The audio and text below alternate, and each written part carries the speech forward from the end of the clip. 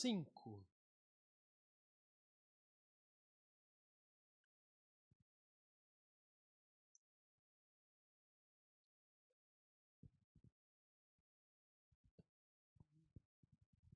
Nós estamos olhando para este pequeno livro, né? E faremos isso só até mais um pouco, né? Onde será coberta essa parte histórica de Daniel, que é até o capítulo 6. E nós temos aprendido, né, com os relatos registrados neste livro profético. Então, essa parte histórica de quando Daniel e seus amigos viveram, né, no reinado babilônico, e nós temos aprendido ali. Uma grande verdade que emana das páginas deste livro, os primeiros capítulos, né, é que ser fiel ao Senhor não está determinado pelo contexto em que se vive, né? Eu já disse isso, acho que na primeira mensagem.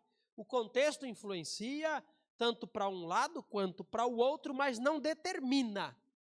Esse é um exemplo disso. Daniel está na Babilônia, mas junto com seus amigos eles decidem permanecer firmes e fiéis, incontamináveis, com todas as dezenas e centenas de possibilidades de fazerem, de comerem, de agirem, e fazendo isso desagradarem ao Senhor, irem em contrariedade àquilo que a palavra de Deus, aquilo que a lei havia revelado. Então Daniel e seus amigos são um exemplo de fidelidade e compromisso para com Deus. Nós também aprendemos e temos aprendido que os homens em seu coração presunçoso, onde a arrogância e o orgulho predominam, podem acreditar que tudo o que acontece é resultado da força do seu braço, é resultado do raciocínio do seu cérebro, esquecendo que, na verdade, existe um governante sobre todas as coisas. Deus governa sobre os reis, Deus governa sobre os presidentes do mundo, Deus governa sobre os continentes. E homens, né, cujo coração se envaidece em si mesmo, esquecem essa verdade. E o texto de Daniel vai nos apresentar que Deus reina sobre todas as coisas. E Deus mostra isso. Deus exalta quem quer exaltar. Deus humilha quem quer humilhar. Deus destrona reis. Deus entroniza pessoas, né, simples. O Senhor está agindo. Então, hoje nós vamos ver o capítulo 5.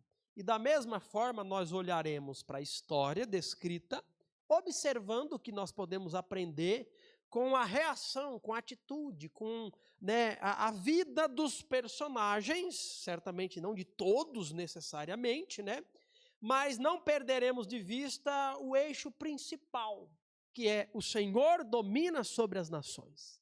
O Senhor é quem está escrevendo a história. Então nós continuaremos olhando para essas duas direções. A participação dos coadjuvantes, que é Daniel, seus amigos, os reis, o império como um todo, a Babilônia, e olharemos para o ator principal deste cenário, dessa história se desenrolando, que é o Senhor, que é Deus quem está conduzindo a história deste mundo. Tá?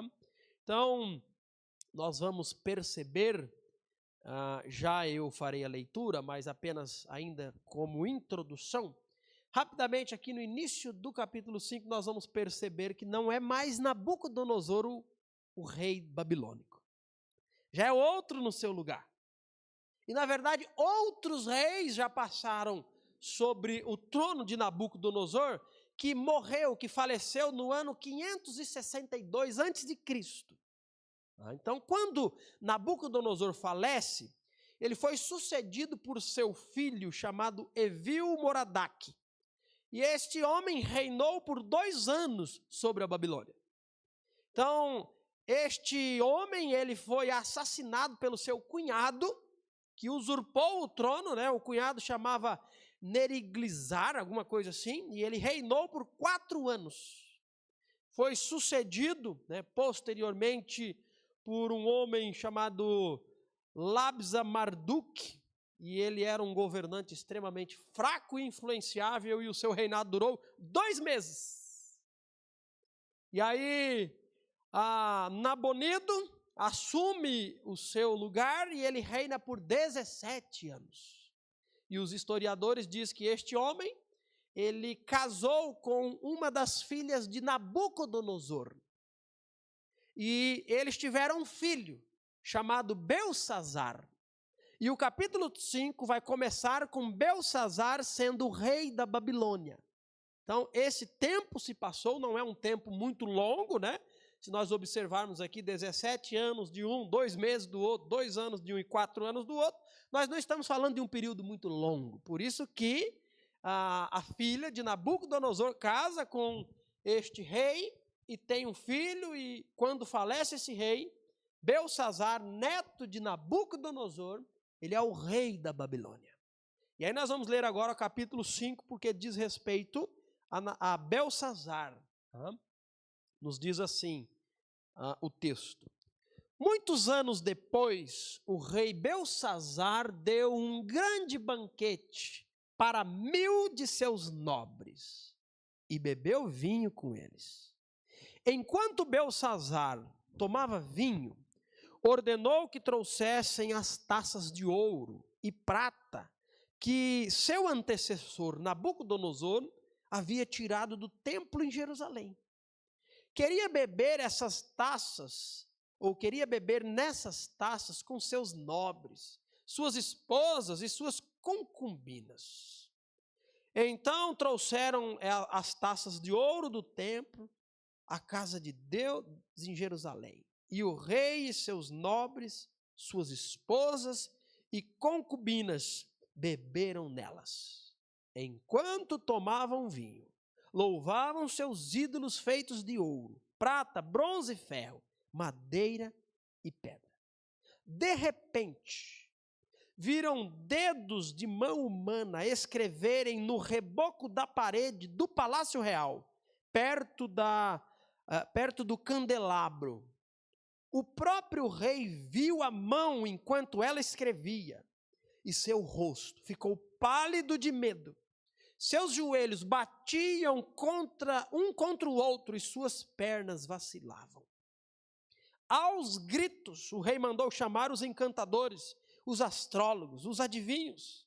Disse aos sábios da Babilônia: quem conseguir ler esta inscrição e me disser o que ela significa, será vestido com um manto vermelho, e em seu pescoço será colocada uma corrente de ouro. Ele se tornará o terceiro em importância em meu reinado. Quando todos os sábios do rei chegaram, nenhum deles foi capaz de ler a inscrição, nem de dizer o que ela significava. O rei ficou assustado e seu rosto ainda mais pálido. Seus nobres também ficaram abalados. A rainha mãe, ou seja, a mãe do rei, soube do que estava acontecendo ao rei e seus nobres e foi depressa à sala de banquetes. Disse ela a Belsazar: que o rei viva para sempre. Não fique tão pálido e assustado. Há em seu reino um homem que tem nele o espírito dos deuses. Durante o reinado de Nabucodonosor, este homem demonstrou percepção, entendimento e sabedoria como a dos deuses. Seu antecessor, o rei Nabucodonosor, o nomeou chefe de todos os magos e encantadores, astrólogos e adivinhos da Babilônia. Esse homem, Daniel, a quem o rei deu o nome de Beltesazar, tem inteligência extraordinária e é cheio de conhecimento e entendimento. É capaz de interpretar os sonhos, explicar enigmas e resolver problemas difíceis. Mande chamar Daniel e ele lhe dirá o significado da inscrição. Versículo 13. Daniel foi levado à presença do rei, que lhe perguntou: você é Daniel, um dos exilados trazidos de Judá por meu antecessor, o rei Nabucodonosor? Soube que o espírito dos deuses está em você e que é cheio de percepção, entendimento e sabedoria. Meus sábios e encantadores tentaram ler as palavras na parede e me dizer o que significam, mas não conseguiram. Soube que você é capaz de interpretar e resolver problemas difíceis. Se conseguir ler as palavras e disser o que significam, será vestido com um manto vermelho, e em seu pescoço será colocada uma corrente de ouro. Você se tornará o terceiro em importância em meu reino. Daniel respondeu ao rei: guarde seus presentes ou entregue-os a outra pessoa, mas eu lhe direi o que significa a inscrição. Ó rei, o Deus Altíssimo deu soberania, majestade, glória e honra a seu antecessor, Nabucodonosor.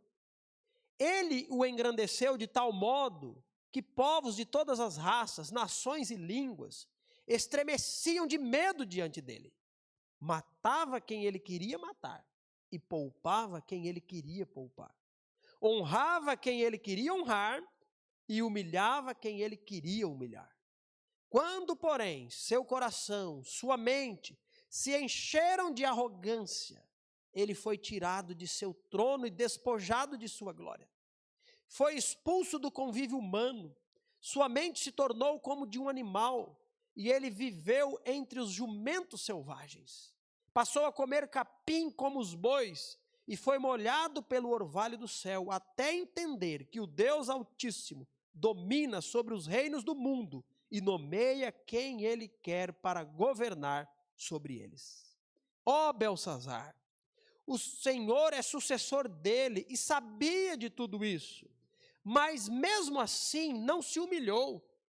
Desafiou o Senhor dos céus e mandou trazer essas taças do templo. O rei, seus nobres, suas esposas e suas concubinas beberam vinho dessas taças enquanto louvavam deuses de prata, ouro, bronze, ferro, madeira e pedra. Deuses que não veem, não ouvem, não sabem coisa alguma. Mas o rei não honrou Deus, que lhe dá fôlego de vida e controla seu destino. Por isso Deus enviou a mão que escreveu a mensagem. Esta é a mensagem que foi escrita: Mene, Mene, Tekel e Parsim. E este é o significado das palavras. Mene, Deus contou os dias de seu reinado e determinou o seu fim. Tekel, você foi pesado na balança e não atingiu o peso necessário. Parsim, seu reino será dividido e entregue aos medos e aos persas. Então, por ordem de Beltsazar, vestiram Daniel com um manto vermelho, colocaram em seu pescoço uma corrente de ouro e o declararam o terceiro em importância no reino. Naquela mesma noite, Beltsazar, rei da Babilônia, foi morto, e Dario, o Medo, tinha 62 anos quando se apoderou do reino. Irmãos, já foi orado e eu gostaria de avançar neste momento, olhando para essa história conhecida, Não precisa necessariamente ser um cristão para, de repente, lembrar de algumas questões que envolvem esse acontecimento, Como, por exemplo, o Império Babilônico, isso é histórico, isso sabemos, os seus reis, e também dessa, mão, essa misteriosa mão que escreve na parede. Então, mas eu gostaria de olhar para alguns aspectos, até mesmo contrastando um personagem, a forma como ele lidou com os acontecimentos, e outro. Então, nós vamos ver sobre o rei, nós vamos ver mais uma vez sobre Daniel e nós vamos ver sobre o Senhor. Então, quando nós olhamos para o rei Beltsazar, nós vemos que o rei vive para os prazeres da vida. Ficou claro?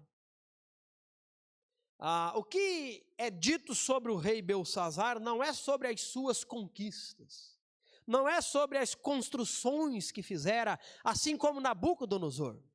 Nabucodonosor, ele foi um homem extremamente orgulhoso, prepotente, arrogante, Deus o quebrou, mas Nabucodonosor foi um grande conquistador, foi um homem que construiu muita coisa, foi um homem que prevaleceu diante de muita coisa difícil, avançou e fortaleceu o seu reinado.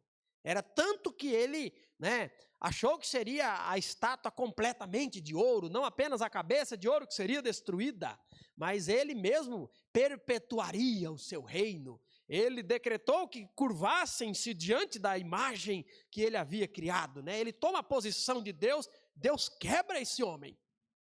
Mas esse homem foi um grande conquistador. Belsazar não conquistou nada. Não é dito sobre muita coisa do que ele fez. Mas a primeira vez que a Bíblia vai mencionar sobre ele está festando, né? Ele está aproveitando a vida, ele está fazendo o que de certa forma era algo comum aos reis, né? Ou pelo menos aos reis orgulhosos. Eles davam grandes festas, grande glamour, grande pompa. E qual era o objetivo disso? Era mostrar a sua própria nobreza, é a grandeza de si mesmo. É isso que está acontecendo. É uma festa e não é, olha, eu fico pensando, né? Tá certo que era rei e tinha todo o dinheiro do mundo, né? Mas pensa numa coisa difícil hoje é você fazer uma festinha, não é? Vai lá, vai inventar uma festinha aí para você ver. Tá lascado, meu amigo. Tá frito. É tudo um absurdo. Vai alugar um espaço aí agora, vai. Eu falo assim, né? Eu falo assim meio despreocupado, porque eu tenho 3 pequenos ainda, né? Mas vai crescer, né? Vai crescer, e aí, mas eu tenho visto também que a cultura tem mudado, né? Tem mudado, tem se aproximado mais do que eu sempre gostei, né? Eu não gostei muito desse negócio, nessas festonas e essas coisas tal, e quem quer fazer faz, não tem problema, quem não quer fazer não faz, não tem problema, mas eu só quero dizer que pensa numa dificuldade de hoje é você fazer uma festa. Vai casar e dar uma festa para você ver. Não é? Tem que ser muito bem pensado, porque senão você promove a alegria para um monte de gente em um dia e você vai ficar lascado no começo do casamento pagando dívida. Tem que pensar muito bem para fazer as coisas. Então eu fico pensando aqui, não é uma festinha, irmãos, é uma festa para 1000, para mais de 1000. 1000 são os nobres, né? É só a galera que chega um mais glamuroso do que o outro na noite de gala, né? Eu fico pensando, né, a roupa das babilônicas e o vestido das mulheres, e eu acho que, né, pelo menos, né, não estudei a questão cultural de vestimenta da época, mas diferente dos nossos dias, onde o glamour e a beleza é quanto menos tecido possível, no passado era diferente, né?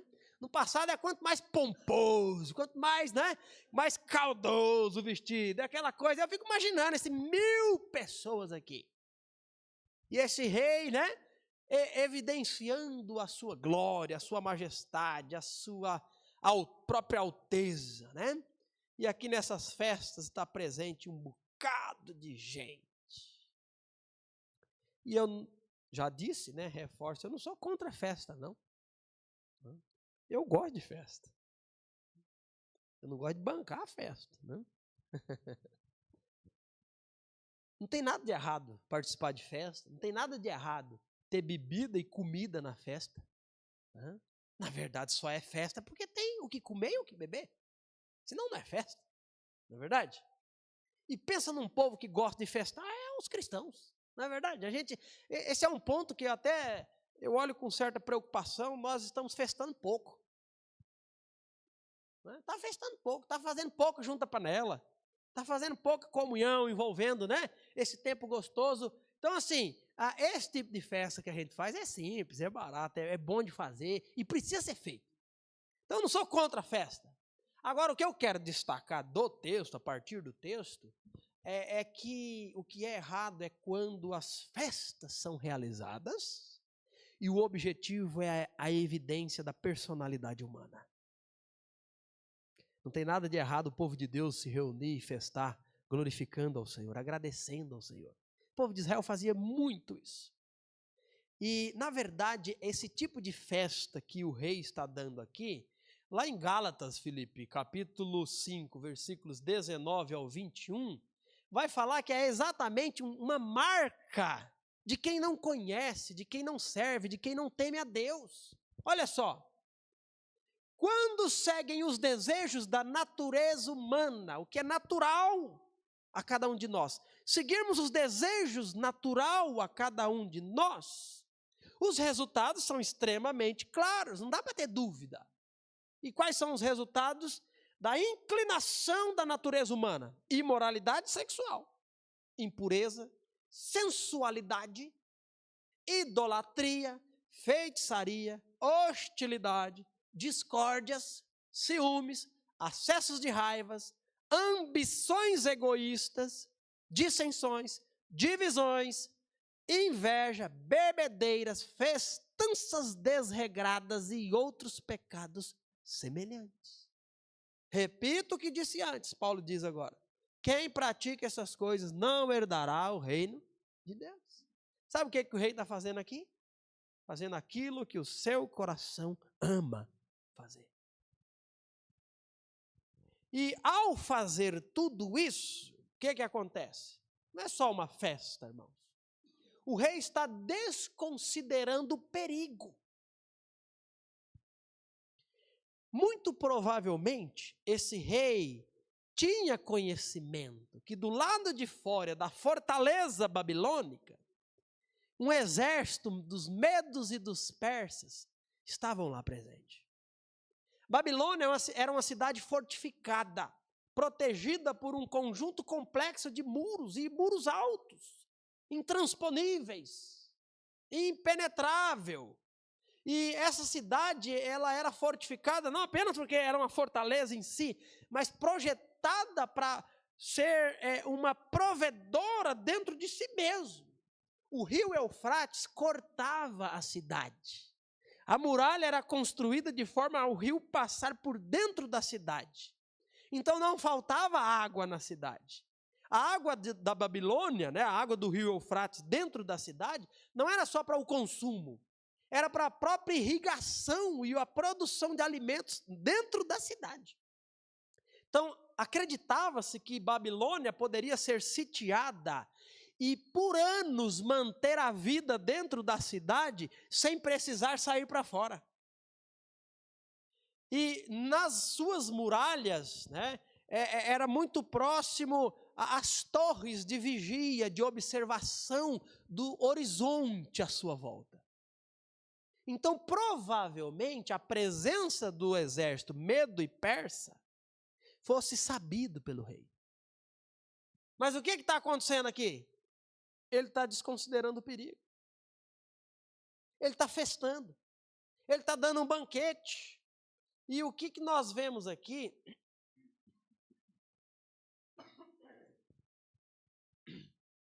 é uma falsa verdade de que as circunstâncias, quando parecem favoráveis, elas nos dão segurança. É uma falsa segurança. Tá? As coisas materiais, circunstanciais, podem sim dar segurança para nós, mas é uma segurança falsa, passageira, momentânea, que pode ser tirada a qualquer momento, porque é vulnerável, é volátil, é frágil. Olha só o que Paulo diz em 1 Tessalonicenses 5,13, ele vai falar da volta de Cristo, mas olha a segurança enxergada pelas pessoas ao olharem à sua volta e dizer o seguinte: tenham grande não é isso não, é? 5,3. Quando as pessoas disserem, tudo está em paz e seguro, olha o que Paulo diz: então o desastre lhes sobrevirá, tão repentinamente como iniciam as dores de parto de uma mulher grávida, e não haverá como escapar. Tudo para dizer que a segurança que nós podemos encontrar naquilo que é deste mundo é passageiro, é falso, não é permanente, não é duradouro. Tá? Olha só a passagem, não precisa ir lá, Felipe, eu vou mencionar. Em Lucas capítulo 12, Jesus conta a história do rico insensato. Esse homem era muito rico e ele fez uma plantação, e ele olhando para a sua plantação, ele disse o seguinte: olha, eu plantei muito, e maior é a produção que está por vir. Os meus celeiros não são capazes de armazenar todo o fruto que eu vou colher daqui uns meses. Sabe o que eu vou fazer? Eu vou construir celeiros maiores. E ao colher tudo isso, eu vou guardar tudo. E quando eu fizer isso, eu vou dizer para mim mesmo: descanse, alma. Goze, relaxe.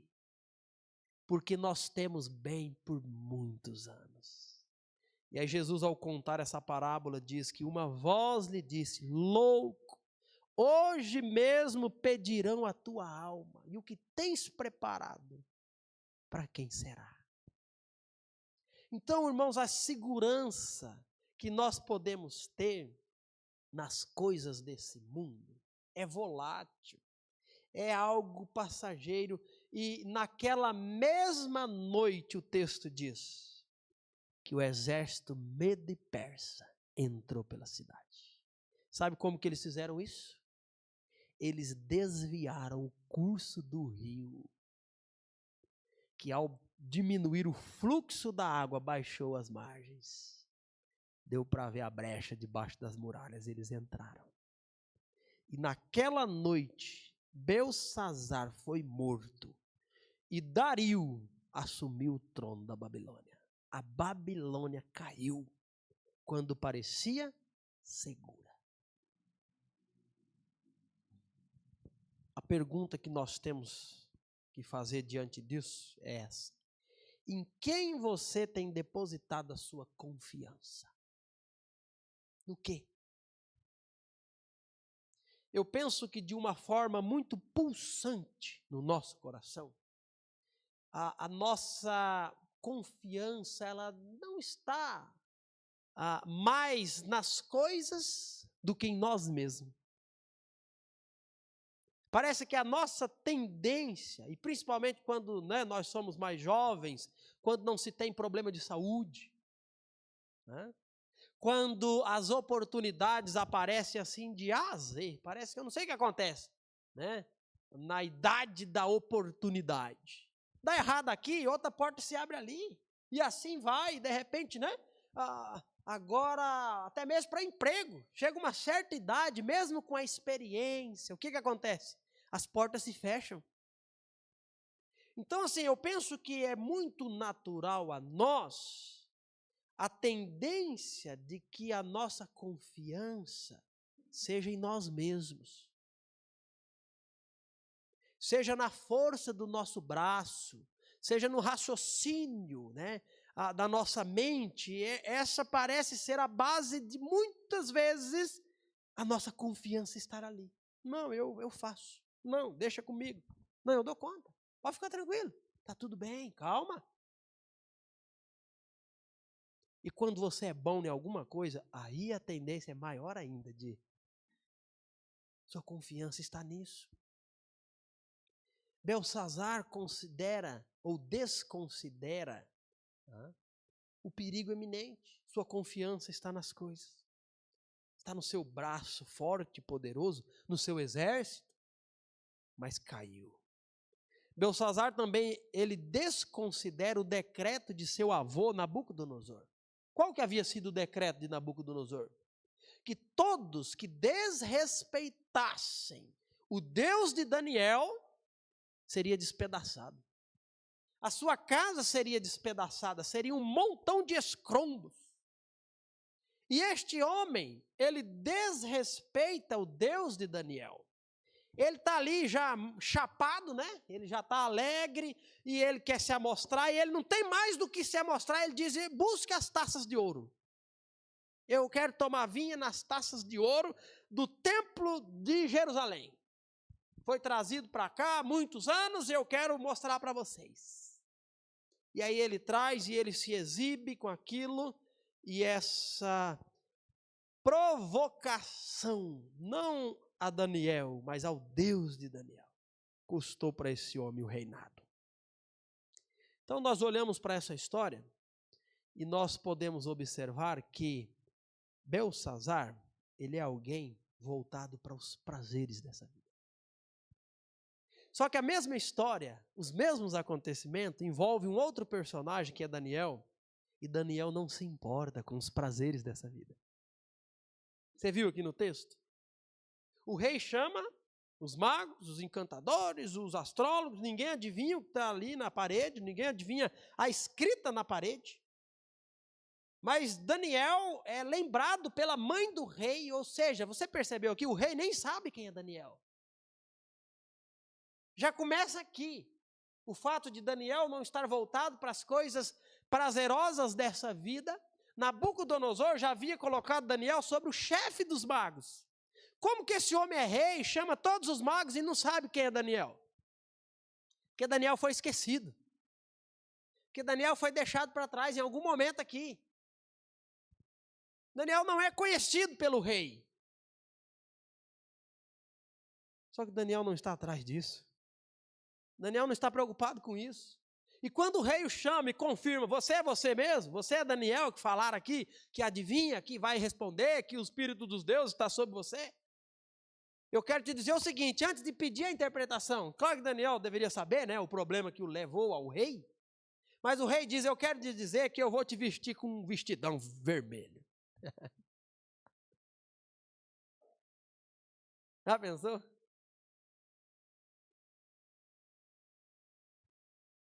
E eu vou pendurar uma corrente de ouro. Você gosta de ouro? Você gosta dessas coisas?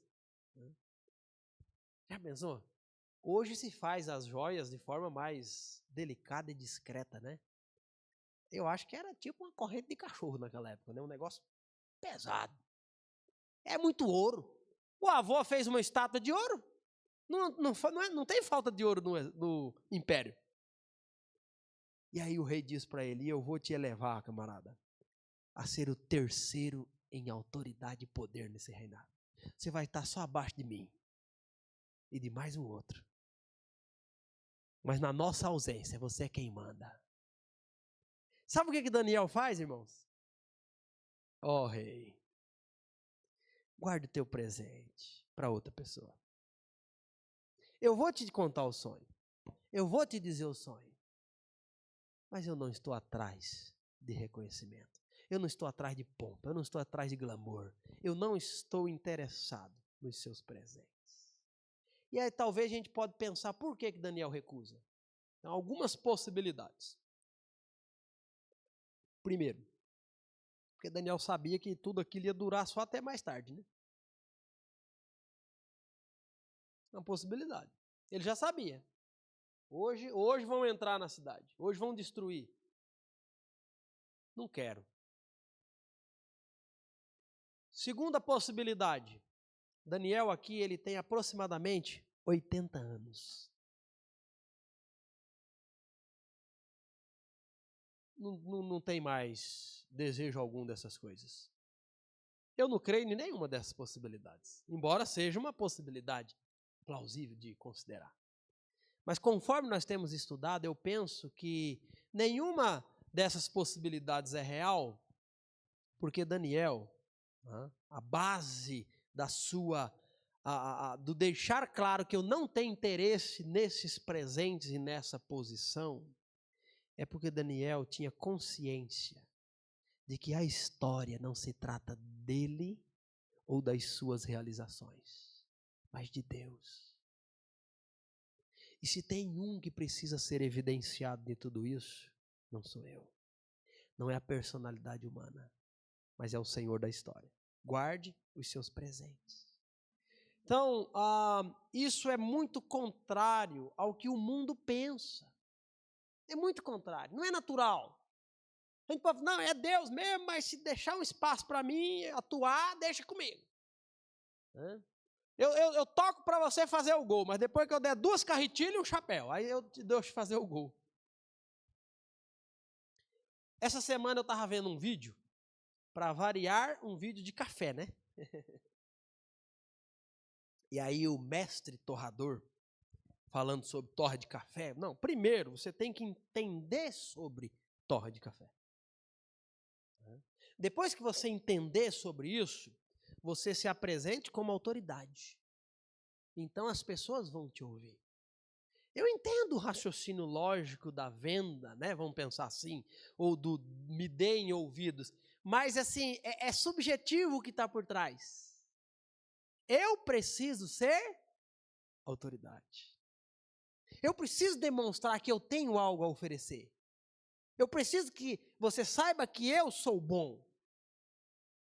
E Daniel age exatamente na contramão disso. Ele sabe que não se trata dele, não se trata do que ele pode alcançar ou não. E Daniel, na verdade, vive no palácio. Ele não é alguém do clero, da periferia. Ele é alguém do palácio, da burguesia. Mas cada oportunidade ao longo desses capítulos que ele tem de se agarrar nas chances de ser grande, ele é fiel, ele escolhe ser fiel.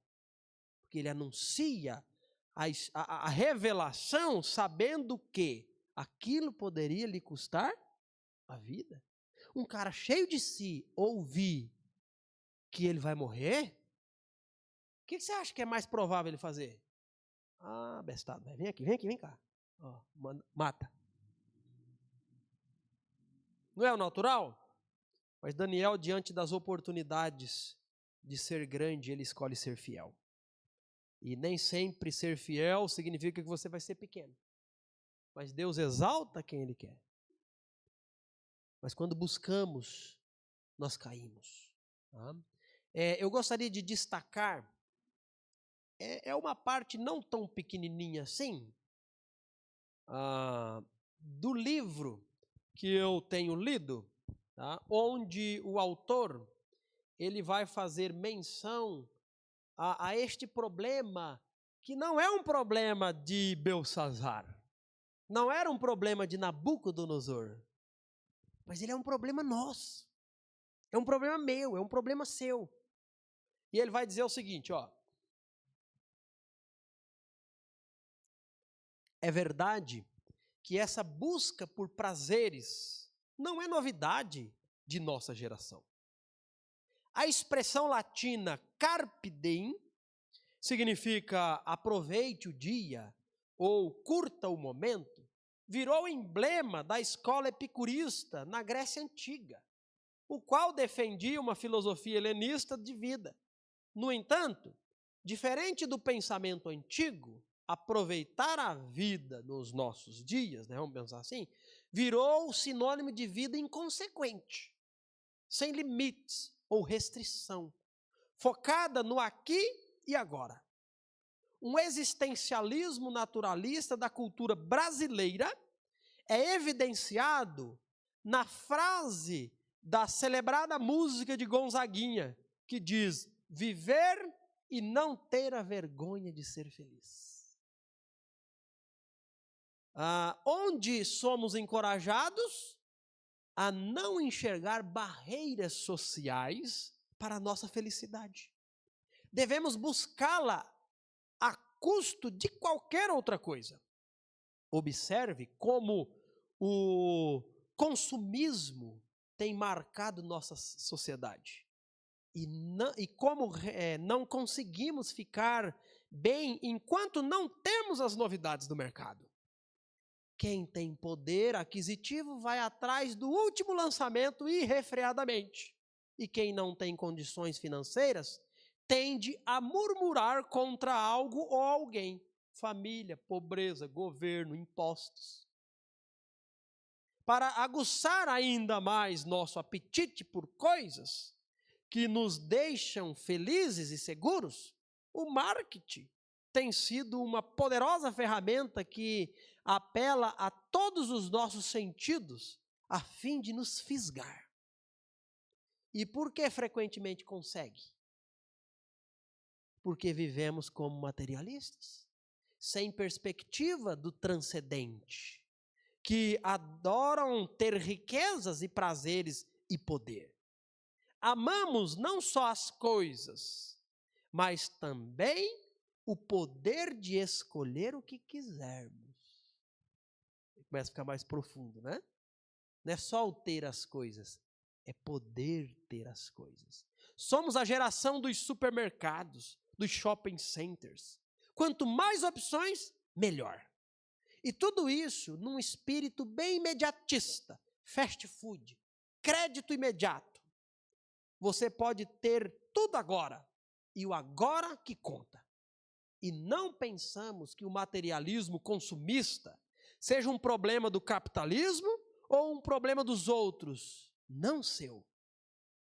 Julgamos-nos isentos porque não queremos dinheiro, mas gostamos das coisas que o dinheiro compra. Não queremos ser ricos, mas almejamos atingir estabilidade financeira. Tim Keller, e esse é o pastor citado agora, que organizou o catecismo que nós usamos, ele diz assim: Tim Keller aponta que reconhecemos ter problemas com lascívia, ira e até orgulho, mas nunca nos vemos gananciosos. Nunca achamos que estamos gastando dinheiro demais conosco mesmo e prejudicando tanto nossa família, como a nossa própria alma. No entanto, Jesus nos adverte mais contra a ganância e a avareza do que em relação à sexualidade. Portanto, todos nós deveríamos partir da hipótese de que esse problema é meu. É um problema meu. O desejo das coisas. A segurança falsa que as coisas podem proporcionar para nós. Quando nós olhamos para Daniel, nós vemos alguém dirigido não pelo agora, não pelo imediato, mas pelo eterno, pelo transcendente. Não pelo que é transitório, mas naquilo que é durável. Por isso, mais uma vez, ele não teme em dizer exatamente o que Deus havia dito sobre a visão do rei que vê a mão escrevendo na parede. Daniel não titubeia, sabendo que pode morrer. Ele sabe que a sua vida reflete, a sua vida que está no agora, reflete o que é eterno. Que sejamos, irmãos, como Daniel, diante das circunstâncias da vida. Eu destaco, antes de encerrar, que Beltsazar, ficou claro aqui no versículo de número 22, olha só o que diz o versículo 22. Ó Beltsazar, Daniel está dizendo, o Senhor é sucessor dele, está falando de Nabucodonosor, e sabia de tudo isso, dos acontecimentos, do orgulho do rei, da quebra que Deus o levou, do rei orgulhoso que agora é humilde e louva o Senhor, que dá graças ao Senhor, que bendiz o nome do Senhor. Você sabia de tudo isso, Beltsazar, mas mesmo assim não se humilhou. Sabe qual é a verdade que nós podemos destacar aqui? Que Beltsazar não aprendeu nada com a história. Ele despreza os acontecimentos. Ele sabia da história do seu avô. Nabucodonosor foi muito maior que Beltsazar, e mesmo assim foi humilhado, até render louvores ao Senhor. E esse homem, sabendo de tudo isso, ele não se humilha diante de Deus, do Deus que exalta reis, do Deus que humilha reis. A história, irmãos, não existe apenas para contar como aconteceu. A história existe para nos ensinar.